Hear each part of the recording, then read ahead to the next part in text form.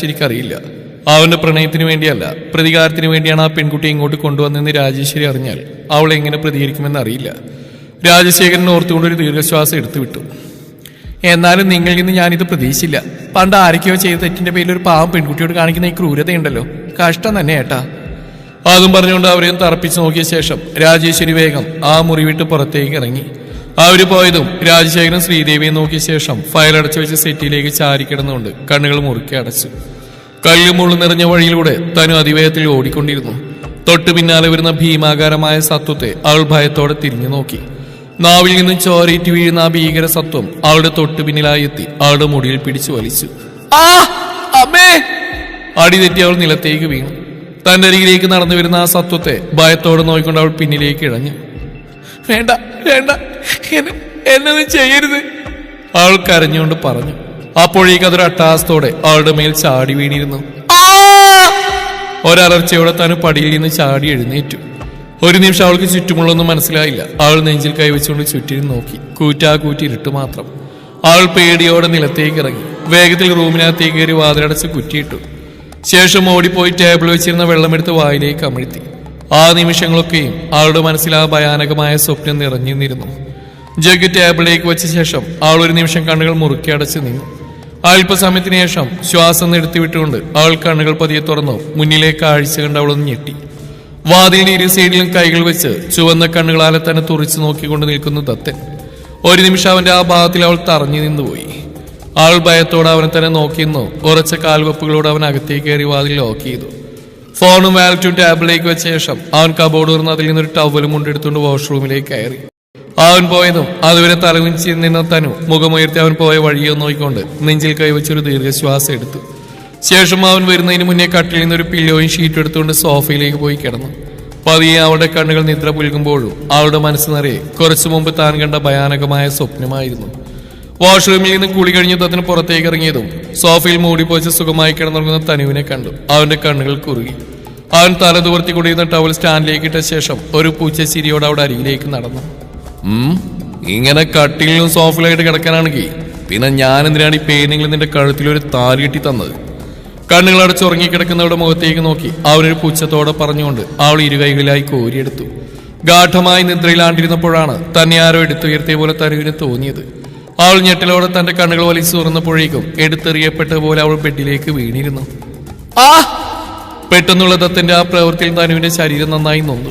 അവൾ പേടിയോടെ അവനെ തന്നെ നോക്കി നിന്ന ആ നിമിഷത്തിൽ അവൻ അവളുടെ മേലേക്ക് അമർന്നു. സംഭവിച്ചെന്താണെന്ന് ചിന്തിച്ചെടുക്കും മുന്നേ ദത്തൻ അവന്റെ മുഴുവൻ ഭാരം അവളുടെ മേലേക്ക് അമർത്തി പിടിച്ചുകൊണ്ട് അവളുടെ കഴുത്തിലേക്ക് മുഖം പൂഴ്ത്തി വെച്ചു. ദത്തന്റെ പ്രവൃത്തിയിൽ പകച്ചുപോയ തനുവിന്റെ നാവിൽ നിന്നും അറിയാതൊരു ഏങ്ങൽ ശബ്ദം പുറത്തേക്ക് വന്നു. അത് കേട്ടത് അവന്റെ കണ്ണുകൾ വിടർന്നു.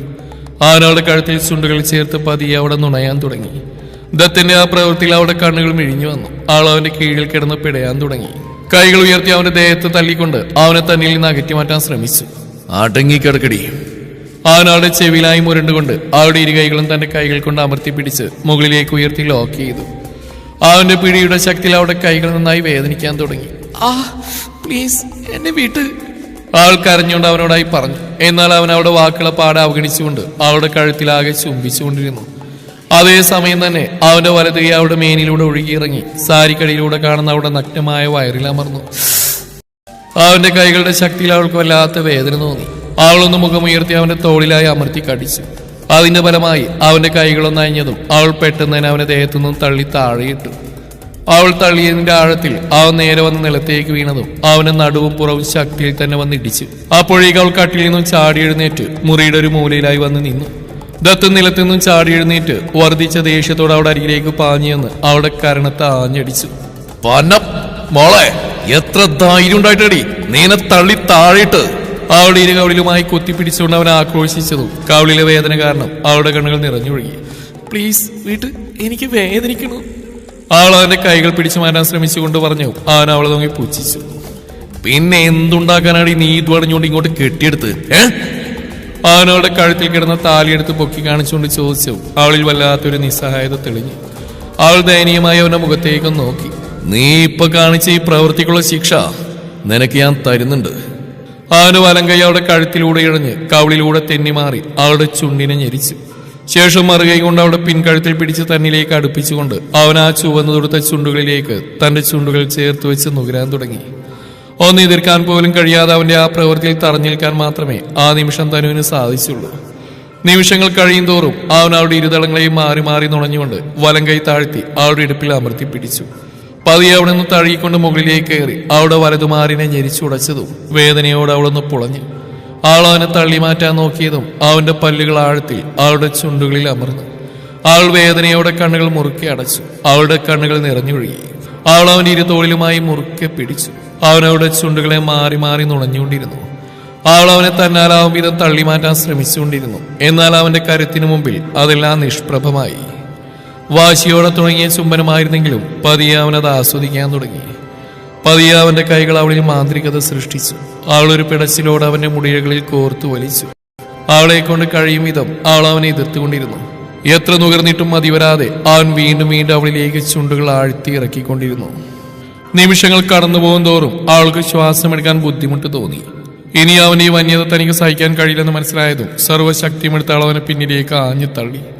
പ്രതീക്ഷിക്കാത്തതുകൊണ്ട് ദത്തൻ അല്പം പിന്നിലേക്ക് ആഞ്ഞു. അവൻ അവളെ രൂക്ഷമായി നോക്കി.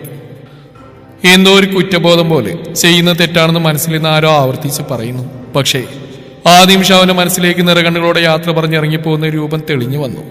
അതോടൊപ്പം മറ്റനേകം മുഖങ്ങളും കടന്നു വന്നതും അതുവരെ ശാന്തനായി നിന്നവന്റെ മുഖത്ത് നിമിഷ നേരം കൊണ്ട് വന്യത തെളിഞ്ഞു. ചെകുത്താനിലേക്കുള്ള പരിണാമം. അവൻ ചുവന്ന കണ്ണുകളോട് അവൾ അടിമുടി നോക്കി. സ്ഥാനം മാറിക്കിടക്കുന്ന സാരിയും അഴിഞ്ഞുലഞ്ഞ മുടിയും പൊട്ടിയ ചുണ്ടുകളൊക്കെ കണ്ട് അവനിൽ പുച്ഛം കലർന്നൊരു ചിരി തെളിഞ്ഞു. അവൻ എന്തോ ഓർത്ത പോലെ കബോർഡിനരികിലേക്ക് ചെന്നു. അത് തുറന്ന് അതിൽ നിന്നൊരു കവർ പുറത്തേക്ക് എടുത്തു. ശേഷം ഗൂഢമായൊരു പുഞ്ചിരിയോട് അവളുടെ നേരെ അത് എറിഞ്ഞു കൊടുത്തു. 5 മിനിറ്റ്സിനുള്ളിൽ ഇത് ധരിച്ച് എന്റെ മുമ്പിലെത്തിയിരിക്കണം, അവൻ പറഞ്ഞു. അവൾ ആ കവറിലേക്ക് നോക്കി. ശേഷം അവന്റെ മുഖത്തേക്കും. തമ്പുരാട്ടി പറഞ്ഞു കേട്ടില്ലേ? അവളുടെ നോട്ടം കണ്ട് അവൻ പുച്ഛത്തോടെ ചോദിച്ചു. അവളൊന്ന് തലയാട്ടി. ശേഷം കവറിൽ നിന്ന് ഡ്രസ്സ് എടുത്ത് നിവർത്തിയതും അവളുടെ കണ്ണുകൾ മിഴിഞ്ഞു വന്നു. അതൊരു ബ്ലാക്ക് കളർ ലിങ്കരിയായിരുന്നു. അവൾ ദയനീയമായി അവന്റെ മുഖത്തേക്ക് നോക്കി. ഇങ്ങനെ തന്നെ അപമാനിക്കരുതെന്ന് അവൾ പറയാതെ പറഞ്ഞു. എന്നാൽ അവളുടെ ആ ഭാവം കണ്ടതും അവൻ പുച്ഛത്തോടൊന്ന് ചിരിച്ചു. വെയർ ഇറ്റ്, അവൻ പറഞ്ഞു കേട്ടതും അവൾ ഇല്ലെന്ന രീതിയിൽ തലയാട്ടി. അവൻ വന്യമായൊരു പുഞ്ചിരിയോടെ അവളുടെ അരികിലേക്ക് നടന്നു. പ്ലീസ് വേണ്ട, ഞാൻ ഇങ്ങനത്തെ ഡ്രസ്സൊന്നും ധരിക്കില്ല, അവൾ ദയനീയമായ ശബ്ദത്തിൽ പറഞ്ഞു. അവൻ ചുണ്ടുകൊട്ടിയൊന്ന് ചിരിച്ചു. എനിക്ക് ഒന്നിലധികം പ്രാവശ്യം പറയുന്ന ശീലമല്ല തനുശ്രീ, അതുകൊണ്ട് മര്യാദയ്ക്ക് ധരിച്ചിട്ട് വാ. ഈ വേഷത്തിൽ ഞാൻ നിന്നെ ശരിക്കൊന്ന് കാണട്ടെ, എന്നിട്ട് വേണം നമുക്ക് ബാക്കി കാര്യങ്ങളിലേക്ക് കടക്കാൻ. ചുണ്ട് കടിച്ചു പിടിച്ചൊരു വഷളച്ചിരിയോട് അവൻ പറഞ്ഞതും അപമാനത്തിന്റെ പടുകുഴിയിലേക്ക് വീഴുന്ന പോലെ അവൾക്ക് തോന്നി. അവളൊന്നും മിണ്ടാതെ തലകുനിച്ച് നിന്നു. നിന്നെ ഞാൻ ഇങ്ങോട്ട് കൊണ്ടുവന്ന് പൂജാമുറിയിൽ വെച്ച് പ്രാർത്ഥിക്കാനല്ല, അതുകൊണ്ട് വെറുതെ വാശി കാണിക്കാതെ പൊന്നുമോള് പോയി തിട്ടിട്ട് വാ, അവൻ പല്ലുകൾ കടിച്ചു പിടിച്ചുകൊണ്ട് പറഞ്ഞു. അവൾ അപ്പോഴില്ലെന്ന രീതിയിൽ തലയാട്ടുക മാത്രമേ ചെയ്തുള്ളൂ. വെറുതെ എന്നെ ദേഷ്യം പിടിപ്പിക്കരുത് ശ്രീ, അത് നിനക്ക് നല്ലതിനാവില്ല. ഒന്ന് വിചാരിച്ചാൽ അത് നടത്തിയെടുക്കാൻ ഈ ദേവതൻ ഏതു വഴിയും സ്വീകരിക്കും. അതുകൊണ്ട് വെറുതെ വാശി കാണിക്കാതെ മര്യാദക്ക് പറഞ്ഞ കാര്യം ചെയ്യുക, അവൻ ദേഷ്യത്തോടെ പറഞ്ഞു. അവൾ കരഞ്ഞുകൊണ്ട് നിലത്തേക്ക് ഇരുന്നു പോയി. അതുകൂടെ കണ്ടത് അവന്റെ ദേഷ്യം ഉച്ചസ്ഥായിലായി. ഇങ്ങോട്ട് വാടി, നിന്നെ ഇത് ഇടിയിക്കാൻ പറ്റുമെന്ന് ഞാനൊന്ന് നോക്കട്ടെ, അവൻ അവളുടെ നേരെ പാഞ്ഞെന്ന് പിടിച്ചെഴുന്നേൽപ്പിച്ചുകൊണ്ട് പറഞ്ഞു. അവൾ അവന്റെ കൈകൾ തട്ടിമാറ്റി വാതിലിന് നേരെ ഓടി. എന്നാൽ അവളുടെ ആ നീക്കത്തെ മുൻകൂട്ടി കണ്ടവൻ അവളുടെ കയ്യിൽ പിടിച്ചു വലിച്ച് ബെഡിലേക്ക് ഇട്ടു. അവൻ ഗൂഢമായ ചിരിയോടെ അവളുടെ അരികിലേക്ക് നടന്നു. അവൾ പേടിയോടെ പിന്നിലേക്ക് നിരങ്ങി. പൂച്ചെലിയേറ്റ് തട്ടുന്ന പോലെ അവൻ അവളെ ഇട്ട് തട്ടിക്കളിച്ചു. ഒരു വേള അവന്റെ കൈപ്പിടിയിൽ നിന്ന് പുറത്തേക്ക് ഓടാൻ ശ്രമിച്ച അവളുടെ സാരിത്തുമ്പിൽ അവന്റെ പിടി വീണു. നിമിഷ നേരം കൊണ്ട് അവനത് പിന്നിലേക്കൊന്ന് വലിച്ചതും അവളൊന്ന് വട്ടം ചുറ്റി കറങ്ങിക്കൊണ്ട് അവന്റെ നെഞ്ചിലേക്ക് വന്ന് വീണു. അതേസമയം തന്നെ അവളുടെ സാരി മൊത്തമായി അഴിഞ്ഞ് അവന്റെ കൈക്കുള്ളിലുമായി. ദത്തന്റെ പ്രവൃത്തിയിൽ ഒരു നിമിഷം താനും പകച്ചു പോയി. പെട്ടെന്ന് ബോധം വന്ന പോലെ അവൾ അവനെ തന്റെ ദേഹത്തും തള്ളിമാറ്റി ബെഡിൽ കിടന്ന ഷീറ്റ് എടുത്ത് മൂടി പുതച്ചു. അത് കണ്ടും ദത്തൻ അവൾ നോക്കിയൊന്ന് പുച്ഛിച്ചുകൊണ്ട് ടേബിളിൽ ഇരുന്നൊരു സിഗരറ്റ് എടുത്ത് ചുണ്ടിലേക്ക് വെച്ച് കത്തിച്ചു. തനുവിന്റെ കണ്ണുകൾ നിറഞ്ഞൊഴുകി. അവൾ അവന്റെ മുഖത്തേക്ക് നോക്കാതെ തലകുനിച്ച് നിന്നു. അവൻ ഓരോ പഫ് എടുത്തുകൊണ്ട് പതിയെ അവളുടെ അരികിലേക്ക് നടന്നു. അവൻ വരുന്നതിനനുസരിച്ച് അവൾ പേടിയോടെ പിന്നിലേക്ക് നടന്നു. അവളുടെ ഭയം നിറഞ്ഞ ഓരോ നോട്ടവും അവനൊരു ചിരിയോടെ ആസ്വദിച്ചുകൊണ്ടിരുന്നു. ഒടുവിൽ ചുമരിൽ തട്ടി നിന്ന ഞെട്ടിലോടെ അവൾ അവന്റെ മുഖത്തേക്ക് നോക്കി. അവളുടെ ദയനീയമായ നോട്ടം കണ്ട് അവൻ പുച്ഛത്തോടെ നിന്ന് ചിരിച്ചു. ശേഷം അവൾ നിൽക്കുന്ന ചുമരിന്റെ ഒരു സൈഡിലായി കൈകുത്തിന്നുകൊണ്ട് അവളുടെ മുഖത്തേക്ക് അവന്റെ മുഖം അടുപ്പിച്ച് സിഗരറ്റിന്റെ പുക ഊതി വിട്ടു. ഒരു നിമിഷം മൂക്കിലേക്ക് അടിച്ചു കയറിയ പുക കാരണം അവൾ ചുമക്കാൻ തുടങ്ങി. വെള്ളം, ആൾക്ക് വല്ലാത്ത അസ്വസ്ഥത തോന്നി. തൊണ്ട വരളുന്ന പോലെ. ആൾ വെള്ളത്തിനായി അവന്റെ നേരെ കൈ നീട്ടി. അപ്പോഴേക്ക് അവൻ ടേബിളിൽ നിന്ന് ജഗ്ഗിലെ വെള്ളമെടുത്ത് അവളുടെ മുഖത്തേക്ക് ഒഴിച്ചു. ആൾ മുഖമ്പത്തി നിലത്തേക്ക് ഇരുന്നുകൊണ്ട് വീണ്ടും ചുമക്കാൻ തുടങ്ങി. ആ സമയം കൊണ്ട് അവൻ സിഗരറ്റ് നിലത്തേക്ക് വലിച്ചെറിഞ്ഞ് അവളുടെ മുടിക്കെട്ടിൽ പിടിച്ചു വരുത്തി തന്റെ മുഖത്തിന് നേരെ അവിടെ മുഖം അടുപ്പിച്ചു. ഞാൻ പറഞ്ഞ അനുസരിക്കാൻ നിനക്ക് വയ്യ അല്ലേടി? നിന്നെ അനുസരിപ്പിക്കാൻ പറ്റുമെന്ന് ഞാൻ നോക്കട്ടെ. അവൻ പറഞ്ഞുകൊണ്ട് അവൻ അവൾ പുതച്ചിരുന്ന ഷീറ്റ് വലിച്ച് ദൂരേക്ക് എറിഞ്ഞു. ശേഷം അവളെ പിടിച്ച് ബെഡിലേക്ക് തള്ളിയിട്ടു. അമ്മേ! ശക്തമായ തള്ളലായതുകൊണ്ട് തന്നെ അവളുടെ കൈ കട്ടിലിന്റെ ഹെഡ് റെസ്റ്റിൽ ആഴത്തിൽ വന്നിടിച്ചു. വല്ലാത്ത വേദന തോന്നിയെങ്കിലും അവന്റെ മുന്നിൽ അർത്ഥനഗ്നായി നിൽക്കുന്നെന്ന ഓർമ്മയിൽ അവൾ ഇരുകൈകളും മാറിന് കുറുകെ വെച്ചുകൊണ്ട് പിന്നിലേക്ക് നിരങ്ങി നീങ്ങി. അത് കണ്ടതും അവനൊരു പുച്ഛത്തോടെ അവളുടെ കാലിൽ പിടിച്ച് വലിച്ച് തന്നോട് അടുപ്പിച്ചു.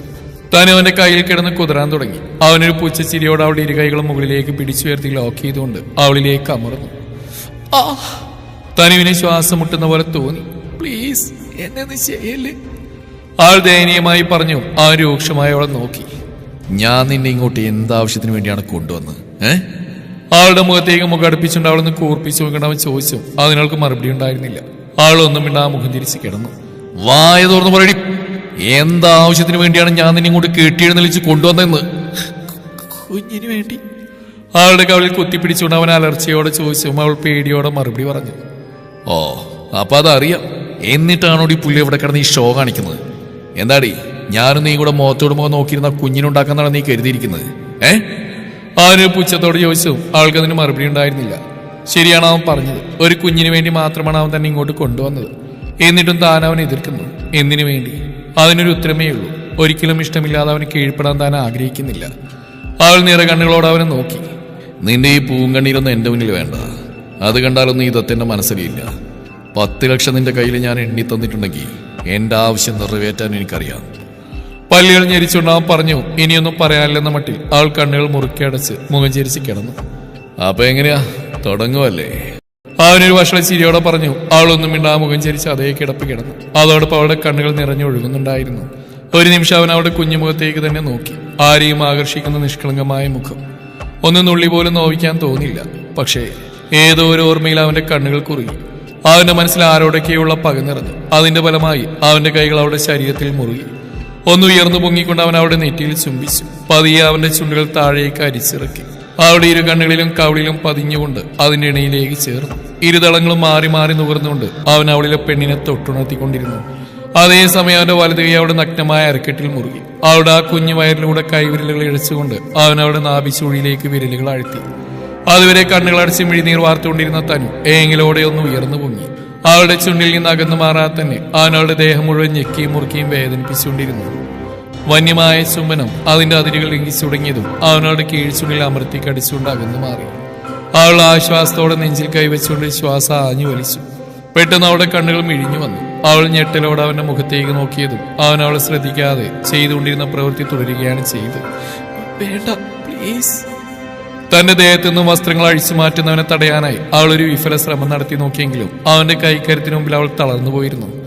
എല്ലാം നഷ്ടപ്പെട്ടവളെ പോലെയുള്ള അവിടെ ആ കിടപ്പ് അവനിൽ ആനന്ദം നിറച്ചു. വർദ്ധിച്ച പകയോടെ അവൻ അവളുടെ കഴുത്തിലേക്ക് മുഖം പൂഴ്ത്തിക്കൊണ്ട് അവിടെ പല്ലുകൾ ആഴ്ത്തി. വേദനയോടെ അവളൊന്ന് പുളഞ്ഞതും അവൻ അവളെ മുഖമുയർത്തിയെന്ന് നോക്കി. കണ്ണുകൾ മുറുക്കി അടച്ചു കിടക്കുകയാണ്. അവളുടെ ഇരുകൈകളും മുകളിലേക്ക് ഉയർത്തി അവന്റെ ഇടം കൈകൊണ്ട് ലോക്ക് ചെയ്തു. അവളുടെ ദേഹമാസകൾ അവന്റെ ചുണ്ടുകളും കൈകളും അലഞ്ഞു നടന്നു. അതിലൂടെ സുഖമുള്ള ഒരു അനുഭൂതിയായിരുന്നില്ല അവൻ അവൾക്ക് പകർന്നു നൽകിയത്. പകരം നോവുകൾ മാത്രമായിരുന്നു. അവളുടെ കണ്ണുനീരും നിലവിളിയൊന്നും അവനെ തെല്ലും ബാധിച്ചിരുന്നില്ല. അവളുടെ ഓരോ ശരീരഭാഗങ്ങളിൽ അവൻ അമർത്തിയും പല്ലുകളാഴ്ത്തിയും വേദനിപ്പിച്ചുകൊണ്ടിരുന്നു. നിമിഷങ്ങൾ കടന്നുപോകും തോറും അവൻ നൽകുന്ന ഓരോ വേദനകളും ഏറ്റുവാങ്ങി അവൾ പൂർണ്ണമായും തളർന്നു പോയിരുന്നു. അത് മനസ്സിലായതുപോലെ അവൻ ക്രൂരമായൊന്ന് ചിരിച്ചു. ശേഷം അവളുടെ കഴുത്തിലേക്ക് മുഖം പൂഴ്ത്തി വെച്ചുകൊണ്ട് അവൻ അവളിലേക്ക് ആഴ്ന്നിറങ്ങി. വർദ്ധിച്ചു വരുന്ന വേദന സഹിക്കാനാവാതെ തനു പിടഞ്ഞുകൊണ്ടിരുന്നു. അവളുടെ ഓരോ അണുവും അവൻ മുറിവേൽപ്പിച്ചുകൊണ്ടിരുന്നു. മിനിറ്റുകളും മണിക്കൂറുകളും കഴിഞ്ഞു പോയിക്കൊണ്ടിരുന്നു. സഹിക്കാൻ കഴിയാത്ത വേദന നൽകിക്കൊണ്ട് അവൻ അവളിൽ നിറഞ്ഞാടി. വേദനയുടെ മൂർധന്യതയിൽ അവൾ നിലവിളിച്ചു. സൗണ്ട് പ്രൂഫ് റൂം ആയതുകൊണ്ട് തന്നെ അവളുടെ നിലവിളി ആരും കേട്ടില്ല. സമയം കടന്നുപോയതും അവൻ അവളുടെ മാറിലേക്ക് തളർന്നു വീണു. കുറച്ച് നിമിഷങ്ങൾക്ക് ശേഷം അവൻ പതിയെ കണ്ണുകൾ തുറന്നുകൊണ്ട് അവളെ നോക്കി. കണ്ണുകൾ മുറുക്കി അടച്ച് വേദന സഹിച്ച് കിടക്കുന്നവളെ അവൻ ക്രൂരമായ ഒരു ആനന്ദത്തോടെ നോക്കിക്കണ്ടു. ശേഷം പതിയെ അവളിൽ നിന്ന് അകന്നു മാറി ബെഡിന്റെ ഒരു സൈഡിലേക്ക് മലർന്നു കിടന്നു. അപ്പോഴും കണ്ണുകൾ മുറുക്കി അടച്ച് കിടക്കുന്നവളിലേക്ക് ഇടതടവില്ലാതെ അവന്റെ കണ്ണുകൾ പാറി വീണുകൊണ്ടിരുന്നു. വല്ലാത്തൊരു ആനന്ദത്തോടെ അവൻ അവളെ പിടിച്ചു തന്നെ നെഞ്ചിലേക്ക് ചേർത്ത് കിടത്തി. You are looking so hot and sexy, dear, like a prostitute. തന്റെ നെഞ്ചിൽ പതുങ്ങിക്കിടക്കുന്നവളുടെ ചെവിയിലേക്ക് മുഖമടുപ്പിച്ചുകൊണ്ട് അവനൊരു വശ്യതയാർന്ന സ്വരത്തിൽ പറഞ്ഞതും അതുവരെ പിടിച്ചു വെച്ചിരുന്ന കണ്ണുനീർ തുള്ളികൾ അപമാന ഭാരത്താൽ പരിധികൾ ഇങ്ങിച്ച് പുറത്തേക്ക് ഒഴുകിയിറങ്ങി. തന്റെ നെഞ്ചിലേക്ക് പടർന്നു കയറുന്ന ചൂടുള്ള ദ്രാവത്തിൽ നിന്ന് തന്നെ അവൾ കരയുകയാണെന്ന് മനസ്സിലാക്കി ദത്തന്റെ കണ്ണുകൾ തിളങ്ങി. അവന്റെ ചുണ്ടിൽ ക്രൂരമായ ഒരു പുഞ്ചിരി വിരിഞ്ഞു.